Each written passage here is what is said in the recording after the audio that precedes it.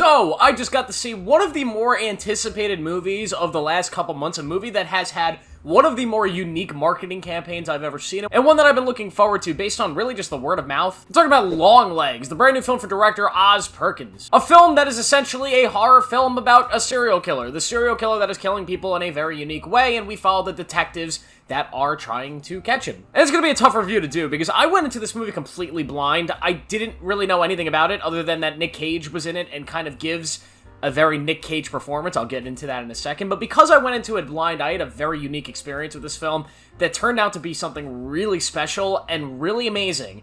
And I don't want to ruin that experience for others that may also be trying to go into this one blind, because the marketing for this movie, most of it, when it comes to the posters and a lot of the little things that Neon was doing as a studio, was very ambiguous on kind of what this movie actually is, and giving you information on the plot and what kind of horror thing this is. Is it like a typical serial killer movie, or is it more supernatural? And it doesn't really make that well known to you in the marketing campaign, so I don't want to really give anything away, because watching this movie blind adds to the experience of what this film is trying to do. What I can say about this film, though, is it is a study of evil. It's a movie that you might watch and feel like it's extremely convoluted in its themes and its messaging, but at the end of the day, it is a study on the manifestation of evil and how that can affect all of us as humans. Is evil something that exists within every single one of us, just being kind of like waiting to be unearthed? Or is it something more, I don't know, spiritual in a way? And that's really the idea that this film studies in its very sort of simplistic plot, but a plot that is also haunting and terrifying through its style, its direction, and its amazing acting. So this film stars Micah Monroe, who plays an FBI agent who is investigating this serial killer named Longlegs. He's a serial killer that kills families, and that's as much as I'll say about it, but there are families that are dying off, and he is responsible for it. And this serial killer leaves ominous messages, much like something you would see in Zodiac, the Zodiac Killer. And this movie, by the way, really does feel like Zodiac. It's clearly kind of riffing off the vibes of that kind of movie, or even like a True Detective Season 1. I've heard a lot of people compare this movie to Silence of the Lambs. I don't really know about that. I don't really feel that in this film. There are scenes clearly kind of resonated to that, but I felt much more of a connection to kind of that noir style horror-y feeling that you get out of something like Zodiac or True Detective Season 1. Micah Monroe as the lead in this film does an amazing job. She really kind of crafts this character here that is one of the more unique characters I've seen in a film like this. Typically when you watch a film about a serial killer or about an investigation, you get kind of this standard structuredized characters. These characters that either have a very, very traumatic life around them that's obvious to people that know them. They're usually characters that people hate working with, because they're so smart, they're so good at solving crimes, but they're just kind of assholes. That, or you get like kind of like the heroic character. You get all these different structures of characters that usually take center stage in these films.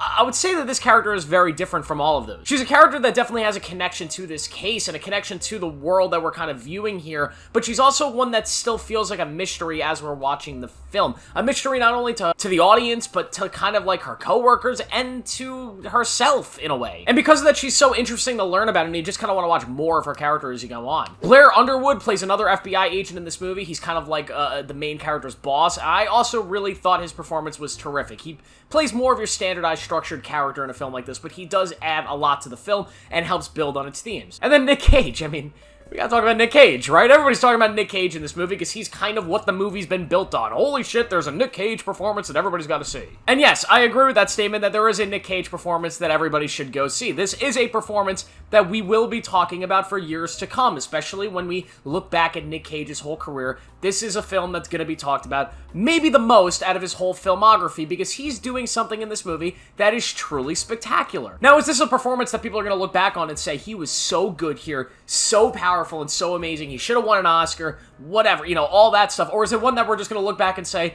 it was a wacky Nick Cage performance? I don't know. Time will tell. The one thing I will say is every time Nick Cage was on screen in this film, I could not look away. He was utterly terrifying, haunting in a way that I can't really explain. You know what he kind of reminded me of in this movie? You know, like that weird condition that some people have where they're just terrified of Michael Jackson? Like, seriously, it's a real thing. Look it up. People just being horrified of the image of Michael Jackson because he's a weird-looking dude. Nick Cage has that vibe in this movie. Just looking at him. Something about him that's just really off-putting. And I don't want to spoil anything about his character, because part of what's so interesting about this movie is the mystery of discovering his character, so why would I give that away? But what I will say is he does something truly surprising, remarkable, and unique in this film, something you've never seen Nick Cage really doing in this shape or form, and it's something that you will be thinking about after you see the movie. It's the main part of this movie I've been thinking about. It's tremendous. I just don't know if it leans more into artistry or silliness. I guess time and rewatches will tell, but it's something worth watching this movie for. And this movie, throughout its whole thing, does have an overarching mystery to it. Yet again, it's a serial killer movie where we're looking for a serial killer, but there are other elements in it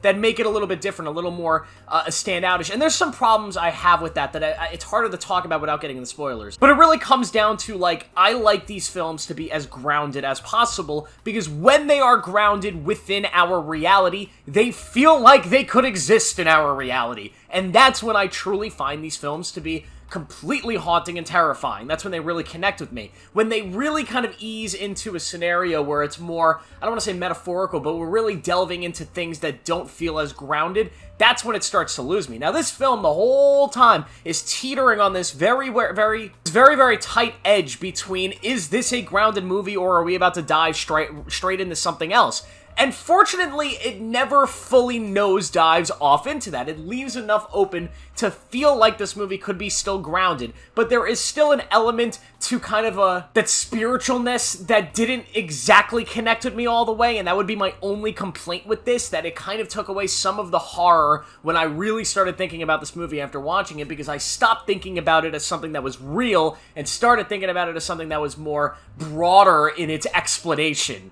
And that's the best way to describe this without spoiling anything. But I will say, though, this film is still terrifying. It scares you in a multitude of different ways. First off, the aspect ratio of this film. There are some scenes in this film that take place way in the past, that are flashbacks, and are filmed in an extremely tight aspect ratio that makes you feel like you're being suffocated. And that is a visual choice that is used throughout this movie. Although the aspect ratio does expand, much of the locations and the production design are so tight. They all feel kind of like prisons. Even like the main character's home is like this tight little log cabin, and everything is shot to feel so like you're being suffocated almost. And that's the feeling this movie wants you to really kind of embrace. This feeling that the whole time you're stuck in this colorless, dreadful, tight prison. And it just adds so much to the tone. This film also does have some incredible, kind of more generic scares, in the sense that, you know, we're following around a character who's alone. Creepy things are happening. They are very effective. They're not spread throughout the film so much that it kind of ruins what this film actually is at its core. It's not a typical horror film, but when they do arrive, they are done very, very well.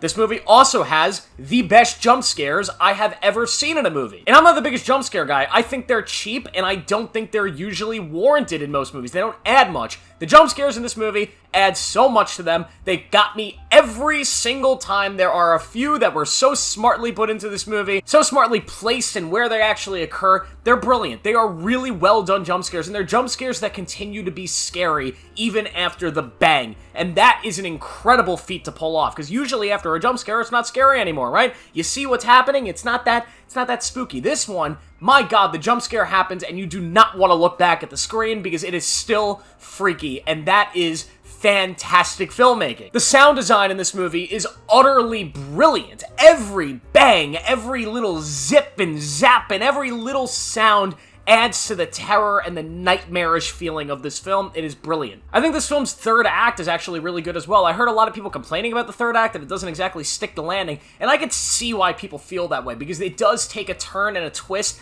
that maybe some people weren't digging that much, but I really kind of like the direction the third act goes into. It's the reason why you're going to think about this film long after, because this film does answer the questions that it lays out. It gives you sort of a satisfying conclusion, but it leaves enough wiggle room in there, so after you leave the movie theater, you're thinking about the movie, and you're trying to put the pieces of some of the stuff that happened together, and you start to realize stuff that the film never kind of hands to you. It never explains every little thing. It allows you to think about it, and there are some things that you just realize after watching it that go, oh my god, that's really smart, and oh my god, that was going on, and that's fucking spooky, my god! There are little elements of this movie that, yet again, the film never looks you in the eye and says this was happening, but when you really think about the plot, you realize it was happening, and that makes the film 10 times more scarier. This is a film that I feel like I gotta rewatch as well. It's got so much rewatchability, and I plan to go see it again. There's just so much I could say about this movie, and I feel like I'm gonna be talking about it throughout the rest of the year because it's that brilliant. It is one of the best movies of the year by far. I think it's probably the best horror movie. I mean, Late Night with the Devil is another movie that has similar themes to this one.